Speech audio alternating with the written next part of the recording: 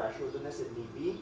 But when it comes to her excitability and stuff, I think we're going to want to go with something that gives us the best control and the most clear communication. And again, the ability to correct some of these behaviors, right? Once it comes down to that. First things first is fitting her with this. So we're just going to line this up and make sure it fits nicely. You want the prong collar to fit snug right beneath the ears here and right underneath the jaw, okay? Not like way down here or anything, otherwise it operates more like a harness. And we want it to give us, the best control possible. We're probably going to have to remove a couple things here because she's going to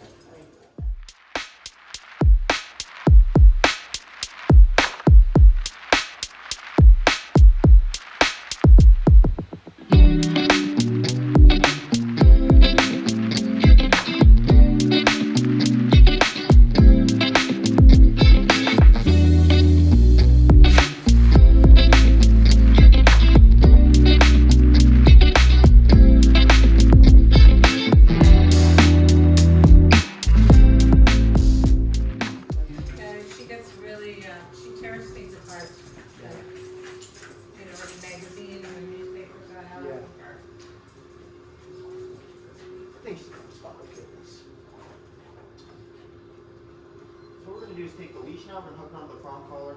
I'm going to begin to utilize that for our means of controlling it. Now we're just going to make sure we're very gentle with it, because like I said, it's one of those things you want to get them used to before using it like for any corrections or anything like that. And I think that's one of the biggest things most owners make the mistake of doing, whether it's with a leash and just a flat collar or a harness, is not getting the dog properly used to the tool and not teaching them how to really communicate with that tool, right? And so they use it for restraint instead of communication. And we really want this leash to become a way that we can communicate. Good. Good. And you can see a lot of that high energy, like where she rushes out to the end of the leash. I don't want her to do too much of that because, again, it's one of those things where you want to be as gentle as possible, but if she's rushing out to the end of the leash, which I don't want to do. I'm just going to get her used to this on and off real quick. Now, she applies that pressure, right, by running up to the end of the leash. Right. What I want to teach her is that hitting the end of that leash is uncomfortable for her, so probably not doing that is going to be her best option, right? And so dogs kind of, they learn one of two ways, right? Is they'll do things that are comfortable for them, and they won't do things that are uncomfortable for them, right? And so that's kind of our idea here, is finding the motivation to make fully uncomfortable and to make following us the more comfortable and rewarding option. So that's what we'll implement some of that food, some of that positive reinforcement, along with the negative reinforcement we're applying right now, which is the removal of that pressure. And you can see she's hitting the end of it, and I'm kind of just gently guiding her back to me. And it's very light pressure we're using. Yeah. And again, that's a big part of that is because the prong collar design is made to make that little bit of pressure uncomfortable enough that that's all you need, right? Good. And so I'm just trying to teach her here. This is a two-step process. The first step is getting her to escape this pressure. So she needs to learn that when she feels the pressure, it turns off by her turning towards me. So like right here, turns off, right there. As soon as she comes towards me. Back to you, And so she's learning to escape that pressure. And then the next step of this is getting her to just avoid this pressure altogether by turning with me and following me, looking at me for some guidance, just like that, right? Then right here you can see she goes back into that kind of, I'm going to rush down the road, but now she's looking back at me. Little pop on that leash and collar because she wandered a bit too far away. Now I'm going to turn again. She should follow me here. We're seeing a little bit more engagement as we do this. Good. I like that she checks in with me there. Now if I turn, there's avoidance right there. She's avoiding that prong collar. She's figuring out where her advantage is in this specific situation, which is to follow this guy, right? To follow me now. Good. And just this alone, just getting this alone under control will like reduce a lot of your problems by, at least 75%, I would say. Because now we actually have some control of her and we're relevant to her. It's not now we enter a new place, just a few moments ago she was quite fixated on rushing to you, but now she's more, not necessarily worried, but definitely more attentive to where I am, and I'm more relevant to you, right? She's watching you. Good. And that's because I'm the one controlling this pressure and giving her the communication and the guidance she needs to avoid this pressure. And she realized every time she rushed ahead and tried to make her own decisions, it didn't work so good for her, right? Good. And I'm just going to get her worked up on this a little bit, get her conditioned to this, and then I'm going to have you do a lot of the same stuff that I'm doing. So you just kind of watch some of the stuff I'm doing, how I hold the leash and stuff, and I'll walk you through that. I typically will one-hand the leash, so like this. But early on in that training process, I want to make sure the dog is kind of getting a little bit of leash length slack in there so I can hold it. But now I don't really need much slack because she's walking so nicely. I can just use a little bit of pressure in the direction I'm heading. And now she's with me. Good. And now we can see, good. We can implement some food here to let her know where we want her to be, which is right here beside our left leg. Heel. As long as this food doesn't get her too ramped up, we won't worry too much about it. Good. So you can see right there, her nose started to wander to the ground, so I just kind of pulled up on the prong collar and turned around, letting her know, hey, don't start engaging with stuff on the ground either, right? I want her to be, when we're walking, we call this a structured walk, and this is something you'll go home with today, is the ability to do a structured walk with her, at least, within the perimeter of your neighborhood or whatever.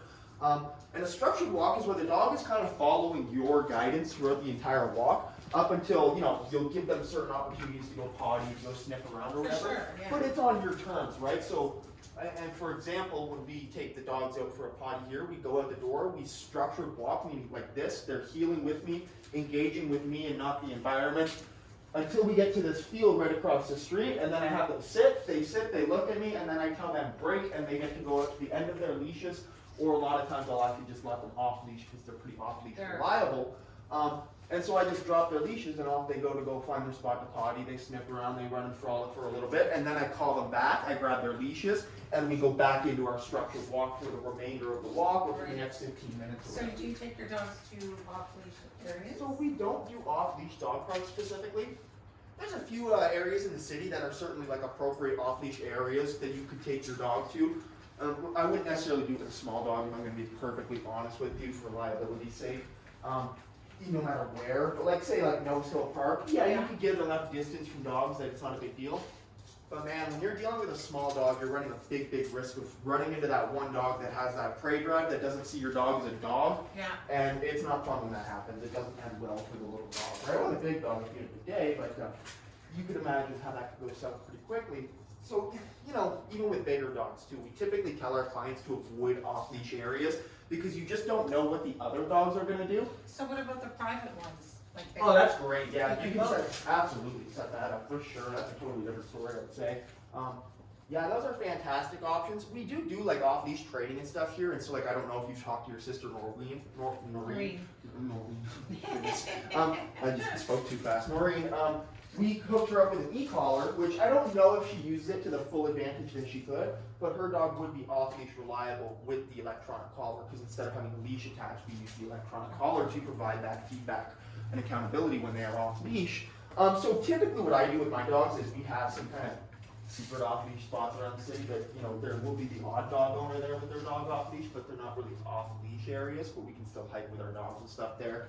And so that's kind of how we get away with that, and that's what we do. But yeah, no, we would typically advise no public off-leash areas. Private ones, totally different story. Tons of engagement now, walking beautifully with me. So what we're going to start to add to this process is our sit command. And what we're going to do is hold her accountable for that sit. So again, she probably knows the sit, which works in our favor. But going through this process, once again, of escape and avoidance, right? So first she's got to learn to escape the pressure with the sit, and then she's got to learn to avoid it when we give that sit command. And the reason why this is important is because when you're, like, say, stopping to talk to somebody, she's going crazy at the end of the leash right now. She's all over. We need to hold her accountable for that sit command. We need to correct her for the craziness and for the jumping and stuff, but also we need to have a command that we can hold her accountable for even when she's excited. So what we like to do is teach them that the pressure is that accountability, the prong collar and the leash is our way to hold them accountable. And so again, going back to that idea of escape and avoidance, I'm going to first apply some upward pressure, give her a sit command, very gentle upward pressure, give her a sit command. The moment her butt goes down, pressure turns off, okay? So she escapes the pressure, okay? So pressure goes up, sit, sit, good. Pressure turns off, right? And then there's a little bit of that excitement, not too worried about it at the moment, we can correct that in a minute. But you can see she struggled for a second with it, and it's gentle upward pressure, but the reason she kind of struggles with that is because in this situation, this context, it's kind of consistent pressure, right? It's up. So now she's trying to figure out, like, okay, do I just jump up? I mean, yeah, that's an option. It's not a good one, but sit. Good. That's where we'll say good. We can give her a little pat. We won't give her a pet because I forgot she gets nippy when you pet her.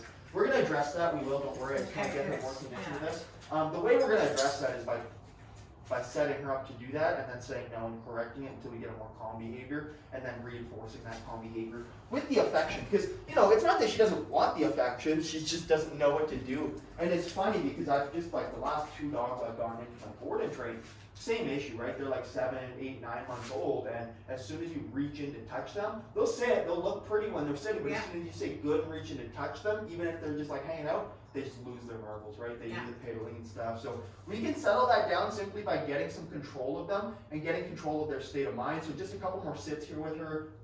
Sit. Good. Right.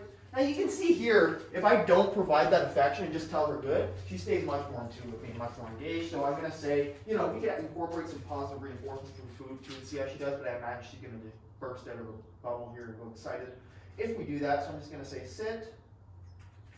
Good.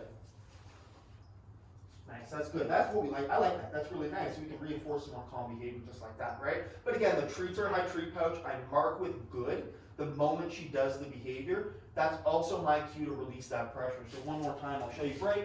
We say break to release too. I'll walk around that too. So again, applying this upward pressure. I'm actually just going to say the sit commit. Good, girl. So I didn't even have to say sit. She just sat. Good. Mark that with good, and then feed her or give her some praise. Or nothing, just good.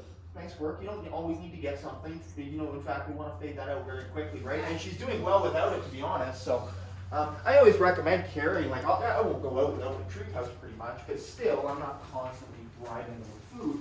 Again, that's where the leash and that pressure comes in, is because now we can kind of hold her accountable for this stuff, right? So pressure, sit. Good.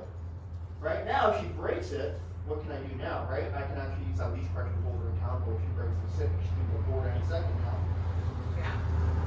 So Saw what that she other does, dog. she did good though, man. Yeah? Good. She did, normally she would. A little bit more in tune with us, so that's nice. And that's what we're looking to create. And honestly, she's doing beautiful with this sit. So if I just pull some food out here, this is a good opportunity for us to use a no command. Take some food, drop it on the ground.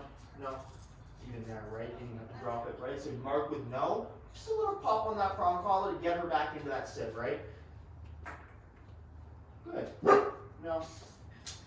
Good. So again, mark with no, give a correction. Just a gentle one, nothing firmly. Hello. No. No. No. Now we're correcting consistently for that, right? That's something that we're gonna make sure that we're holding her accountable for. Even there, it's obvious like she still barked a few times, right? But I'm sure previously it would have been quite a bit more hysteric, right? And so it's gonna be about interrupting that and finding a way to correct or punish that behavior that she finds effective, and it's gonna take repetition of that, right? So it would be nice if I could have told them, hey, come back and walk past 3 more times. Then we could finally like say, hey, get her exposed. Every time you bark, I say no and correct you. So maybe let's try not barking. Oh, hey, that worked. I even got a treat when I did that, when I didn't bark. So now I'm going to do that instead, not bark, right? Avoiding a correction and getting rewarded for a specific behavior in the situation, like the sitting, the calmness, the eye contact, right? I especially like when I say no and give a correction and the dog immediately looks at me, then that trigger pass again, then we can reward for that, right? And then we're building this kind of behavior, right? Right? And, you know, it's one of those things where it's, you know, she just gave like a little yawn there, so she's going to be a bit stressed with this stuff to some extent, right? Because when you're removing these behavioral choices, these old associations and behaviors, there's a little bit of stress involved with it, so we want to make it good, as fair as possible. That's why we're using this food and stuff, as long as she's not getting overexcited. You can use her kibble or her food, whatever the case is. So I'm going to probably have this passed off to you here. You can do some of this leash exercises with her, and then we'll come back and address some of that mouthing and stuff too, okay? So I just want you to go up and down the driveway, basically walking. I'll show you one more time real quick. I'm going to do 2 different things, right? I'm going to walk away from her by turning, keeping this leash about this short here, either one hand or 2 hand, keeping it gripped nicely right here, turning away from her like this. See how that leash stays loose the whole time I turn, right? I'm only applying pressure if I want her to turn towards me. So if she starts to wander ahead, let's see if I want her towards you.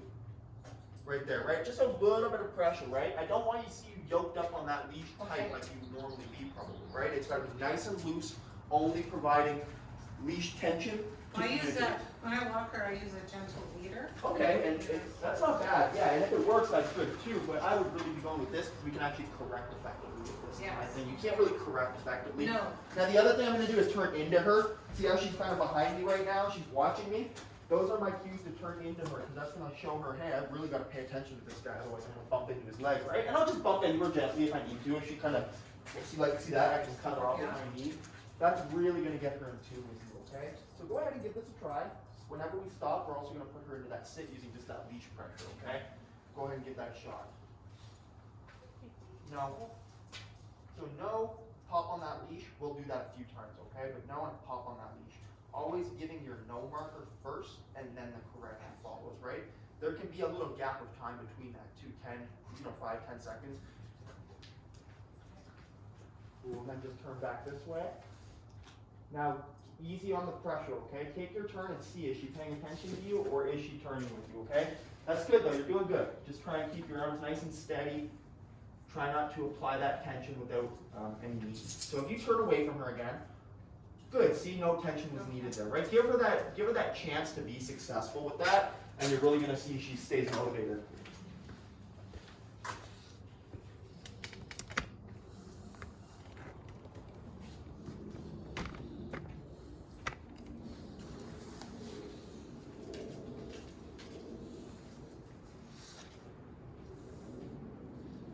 Yeah, that's really good. Yeah, you're gonna do that for a few minutes here, probably like the next 10 minutes or so. We'll have you do this, and then we'll move into a few other things.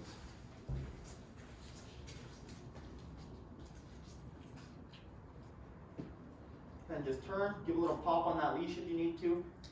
And yeah, you're almost gonna use like your fingers or your wrist to give just a little flick of the leash, right? Yeah, and sometimes it'll be a little flick, sometimes it'll be more of a snap, depending on the behavior. Like with that barking, it was a little bit more of a snap from you. It was a little more of a firm correction.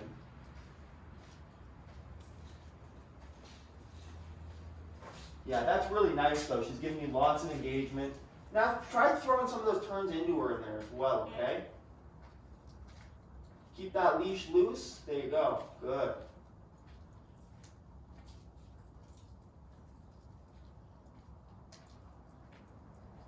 It's not a big deal or anything, but you can see she's getting a little ahead of you, and when you turn into her there, it's a little sloppy. So when you turn into her, just use that leash. That was good there, but you can use that leash to kind of just pull her back a tiny bit by bringing your arm behind you and pulling her back as you turn, just like that. Perfect. And you shouldn't have to do that too much. You did it. That was perfect there, though. But you can see how that really helps her get engaged with you. Yeah, it does. And what I tell my clients is like, we're gonna do this exact same exercise for the next week until we see you again.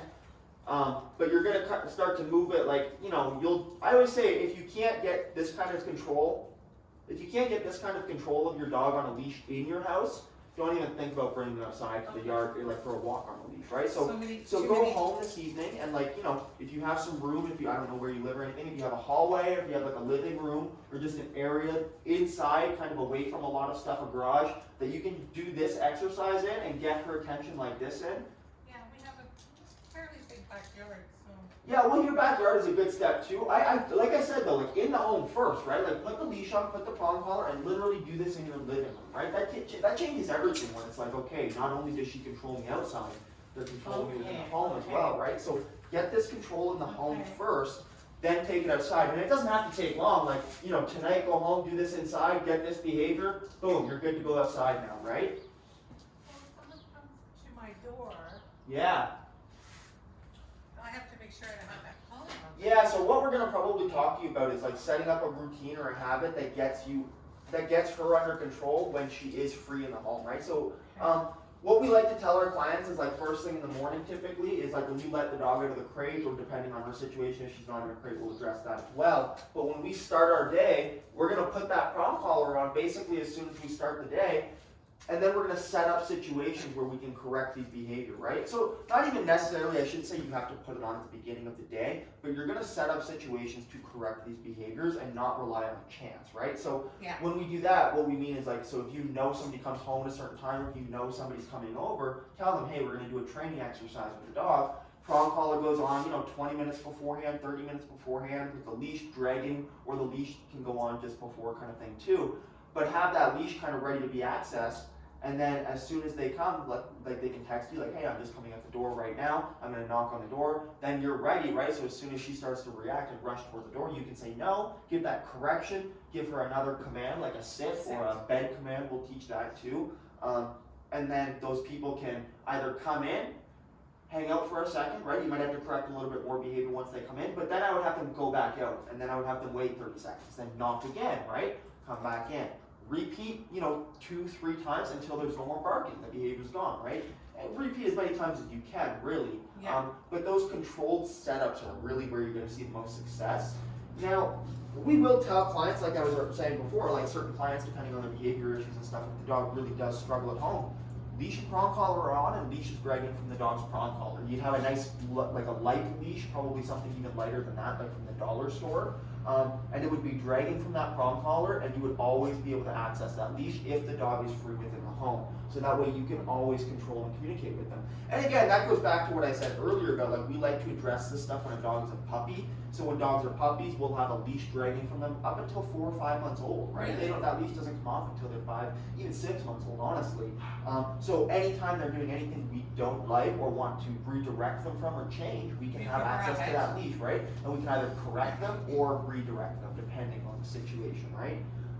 So yeah, again, like just the example of door barking, right? With a leash on, prong collar on, random person knocks on the door, dog barks, rushes to the door, you're in the kitchen, you hear the dog bark, you say no, calm, assertively, not yelling, not shouting, not panicking, no, walk calmly over the dog that's barking at the door, jumping all over the door, pawing at it, walk calmly over, grab the end of that leash, no, pop the leash, right? You already said no back there, but say no, come over, grab the leash, pop it, now walk the dog away from the door and put them back to the bed, or you sit around the kitchen with you. I have a just hang mat. that leash. Yeah, and we can teach her, I say place. we'll teach her to be accountable for that then too, right? So it's like right now, I'm sure she does go there, but if there's a knock on the door, and then she comes off. So that's good. We use place command as well, so it's perfect. We like to use these elevated beds for this, and we'll get you set up with one if you think it's needed too, okay? Because it can help just having that physical boundary, like that 6-inch boundary. It's like, ooh, I gotta step on the floor's hot lava kind of thing, right? Regardless, we'll work on that in our next session. But that kind of gives you an idea of how to address some of these behaviors. And yeah, we'll, like I said, we have a great thing we'll send you here that we'll talk about, keeping that prong collar on for those times when the dog is out and within your control. So yeah, like going in the backyard and stuff, leash and prong collar can come off if you're not out there with the dog. Unless the dog has issues out there too, then you're gonna go out with the dog on the leash and prong collar to correct those issues too, like fence fighting, etc., right? Which is pretty good. Good, yeah, and so like again, we talk about using the crate too, so we maybe haven't, I don't know, use a crate with her still? I or- did. You don't now though? No, because Yeah. she outgrew it. Yeah.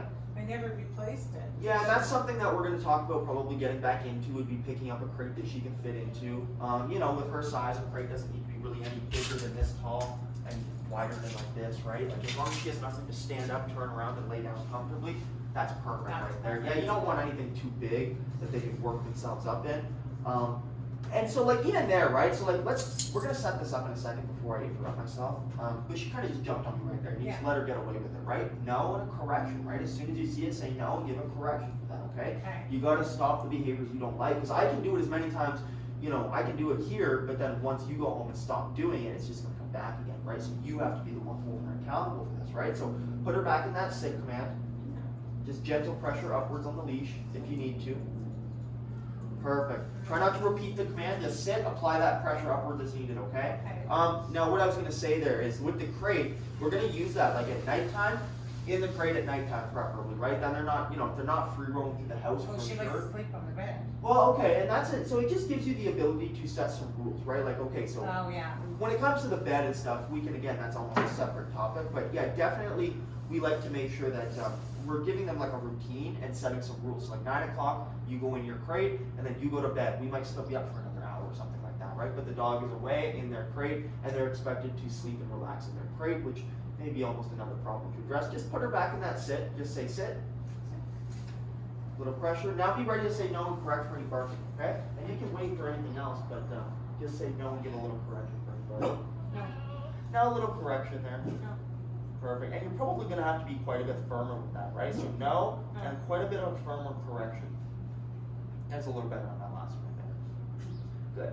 It's gonna take some work for you. I wouldn't say good or anything. I wouldn't pet her. I wouldn't praise her or anything. Oh, okay. Don't make too much consistent eye contact either, because she really didn't do good there, right? I mean, it was okay, but right now, don't even worry about the positive reinforcement aspect of that. But yeah, the crate is going to be our like area where we can set some boundaries, right? So it's like throughout the day, you need some quiet time from her, or you're not able to watch her and manage and control these behaviors in the crate, right? So like you're doing office work or something for a couple hours, and you can't watch her because she's in some different. She's going to be roaming the house, barking at the window. In her crate for that couple hours. Give her something to chew on in there. Give her a Kong or something. She's a definitely big chewer. Yeah, and then she can come back out of the crate when you're ready to pay attention to her work with her. And that can mean something as simple as, you're doing office work, but you have her on a place bed. The leash is tied to something, whatever the case is, right? You're in a position to control her, right? Yeah. Or, you're cooking in the kitchen and you're It's just... all about boundaries, isn't It is, yeah. It's about setting and structure too, right? So structuring their day, but you can't structure her day if like she's spending a good chunk of it just making her own decisions. So the crate is That's true, she does. Yeah, the crate is our way to stop them from making a lot of their own decisions for a while, so we can control their experiences without them, again, making those experiences for themselves. So again, like, you're not around, postman knocks on the door, she starts going crazy, postman goes away, she thinks every time that happens, that's what she's supposed to do, and unless you kind of eliminate her ability to practice that using something like a crate or a management tool like that, it's going to be impossible to eliminate the behavior. We want to be there to set those moments up, like not with the postman necessarily, but say like, you have a friend or somebody that comes, a husband, whatever, another person in the house, have them go pretend to be the postman, right? Just hang out in the house for a little bit, leash is on, prong collar's on, she's on her place bed, have that person come up and fiddle with the mailbox, she reacts, you say no, grab that leash, give her a big correction on that leash to stop the behavior, and then give her another command in that place command or whatever, right? And then again, repeat, right? So go away for 30 seconds, come back, fiddle with the mailbox again. Don't just end it at one, okay? Repeat, right? And that's going to be an important aspect of this. So you can set those situations up yourself. We'll set them up here during some of our sessions as well. But that's kind of how you're going to handle some of that stuff, okay? You can't leave it to chance though, right? It can't be like, oh, the postman's here at 2 o'clock, now 3 o'clock every day. Yeah, and so again, staying proactive by leaving a leash and collar on that you can correct with, right? It's going to be your best solution for that. And then the crate is, again, a way we can give them relief from that too, though. So say they're out with the leash and collar on for an hour, away in the crate for an hour and a half without the leash and collar on. Of course, they don't need to be in the crate with the leash and collar on. So you can take that off in there, and that's their relief from that, right? And so again, it's when they're out, you're controlling them. When they're in the crate, they can just chill, right? It's their bedroom, right? Their relaxation time. And they appreciate it at that point too, because it's like, yeah, I just want to relax a little bit, right? Instead of follow you around, right? Because they're kind of working and engaged with you in these situations. Yeah, she follows me. And this is almost like giving you the instructions to do a boredom training in your home, which is what I'd be doing with a little dog like this. And again, it's how we situate a puppy when they come into our life. A puppy goes through this same process of just structure and basically control to a certain point. We want to emulate the idea that they're free to make their own choices, but still be able to correct them. And we'll get into how we do that going forward too, right? Because you can only micromanage things for so long with obedience commands with a leash and collar, and we do want to get away from that, and we will. But this is the first step, okay? Do you have any questions about some of the stuff we kind of touched on today, right now? No. That's kind of some of the stuff that I would work on. I'm going to check my phone to see what time it is here. Be ready to just say no and give a correction. I would even put her in a sit proactive so you can see it. So when we do doorways, right? A lot of people will they'll put their dog into like a sit command or something like that, right? And then they'll go through the doorway. They'll say sit, stay, stay, stay, and then they'll walk through the doorway. And once they go through the doorway, the dog is already behind them, or they might release the dog and say break, right? Which is good, and it's good if you can do that. But I want the dog to defer to this doorway, to this space right here, without me having to ask them for an obedience command. And I also don't want to, when I do have to correct for this, I want to correct them for the conversation about impulse control, about moving towards something that excites you. I don't want to correct them for breaking a specific command, right? It's just about the impulse control, it's just about the doorway, not a specific command. And we can attach the command to it after the fact once we've dealt with the actual behavior we're trying to deal with. So again, this is it's a great conversation to have. Like I call this a conversation because it's me telling the dog, hey, you got to ask me for permission before going to the store. You can't just, once something opens up and you see it and it excites you, you're not just going and making your own decisions in that situation. You have to ask me for permission. And so this is an exciting situation, just like seeing dogs on the street are an exciting situation. And so it all translates into the same conversation. Excitability. Yeah, correcting for forward movement when you get excited. Instead, when you get excited, look at me, I'll tell you what you can do, right? So then, when you're playing and stuff, sure, get excited. But if you're not playing, I probably don't want you to get excited. Like, that's the thing most people don't realize with dogs is 90% of their behavior is that pisses us off is it overexcitement, but yet, you know, we're almost always trying to get our dogs excited, or we're not correcting the excitement in the appropriate times. And we're not getting control of a calm state of mind. We're not promoting a calm state of mind, right? Which is what we need to really work on. So, opening up this door. Now, she's probably going to do good here because she knows you're here. But we're just going to say no and give a little correction if she starts to rush through. That's actually really good right there. I mean, she's not super interested in rushing through there. No. Good. Great. Just like that. Honestly, I like the little bit of break. A little bit of eye contact she gave me. We're going to have you do this because she's going to be a little bit more inclined to go through with you. She probably just doesn't follow me through the doorway. Sit. Sit. Why are you taking it? Sit. No. Sit. A little bit of upward pressure. Release. Again, just very gentle. Upward pressure. We're going to release her here. Bring back. I'm not too worried about that little pressure right now. So, go ahead and do that a couple times with her, okay? Now, do that a couple times with her. We'll see if she's still just hesitant to go through like she was with me because she hears all these dogs and stuff. We won't even worry about it right now. Yeah, but it gives you a she might be. She might be. So just come up to the door. Don't say any commands or anything. Let that leash nice and loose. Start to open it. And as soon as she starts to run through, just say no with a little correction. And she should put her butt right down. Good.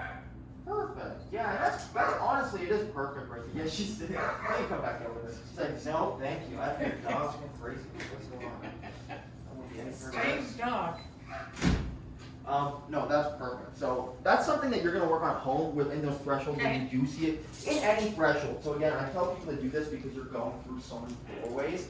And it just makes all the difference if you practice this, just all these doorways. Your dog, again, just waits for your permission. So even your car, right? Like you go up to the car door, open it. What does she do? Oh, I'm jumping in there. She's jumping. Yeah, and so right away, put her into a sit. Don't even ask her to sit. Just use that. Open the door. Little pop on the pop on the leash. She should sit automatically. If she doesn't, you can ask for it. Open the door. Right. Once she gives you eye contact, break or whatever your release cue is. If you have one, we use break. If you say okay, that's fine too. That's fine. Yeah, whatever works for you. We just say break typically, so she'll probably learn both. That's not a big deal. Other than that, like even right now, you have to hold her accountable for that sit. Try and really, if you're sitting here conversing with somebody, you're going to be holding her accountable for those sits and stuff, right? So yeah, that gives you some stuff to kind of work on here. Like I said, do this in your house tonight, then in your driveway, then around your block or whatever in front of your first few houses. Don't try and like tomorrow, like you go on like a walk around the neighborhood, I wouldn't do that same walk tomorrow, right? Like just go walk back and forth in front of your first few houses. Okay. I tell people all the time when I get like a board and train here, we do board and trains when the dogs come and stay with us for like up to 3 to 6 weeks.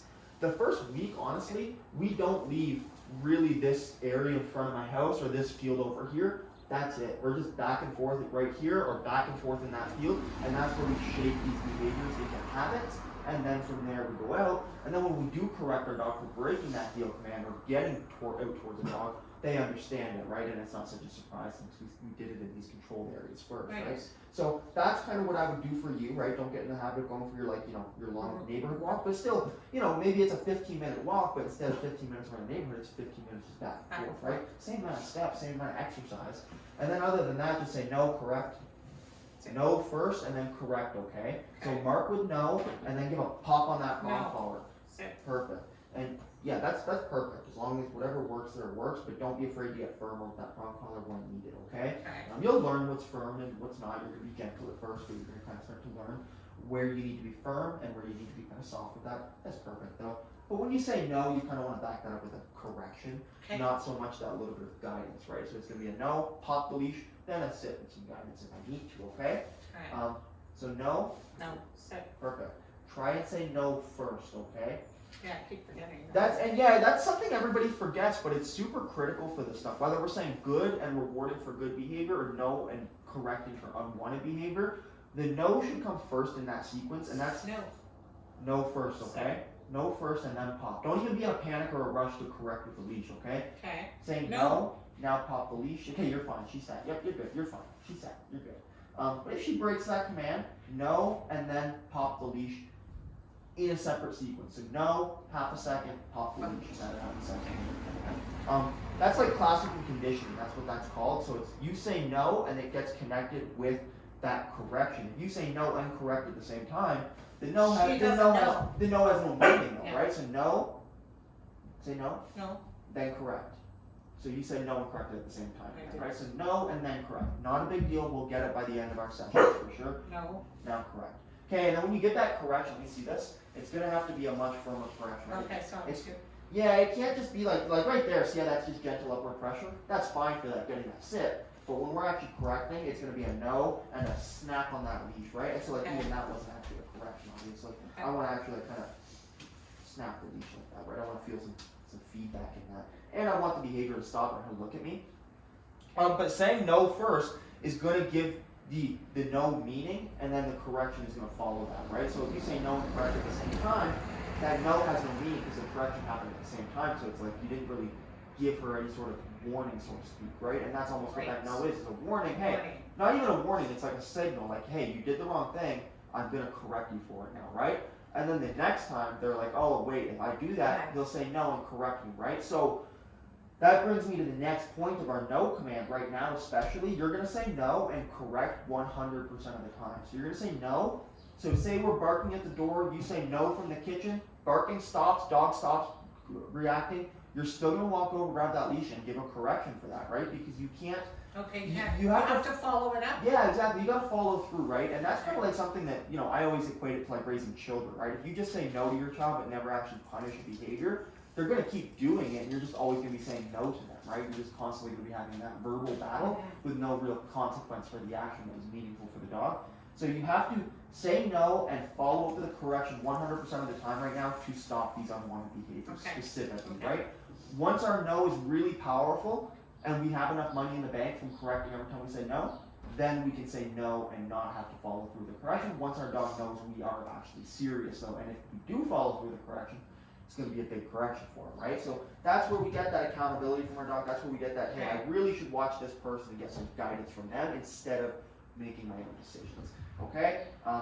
So keep that in mind with that marker word, okay, and the biting. Let's kind of address that a little bit here. So when it comes to this, I have a prong collar on. I've got the leash ready to correct for the behavior. So I'm going to bring her over here. Leash is kind of shortened up right here, right? So I want to be able to give a good correction.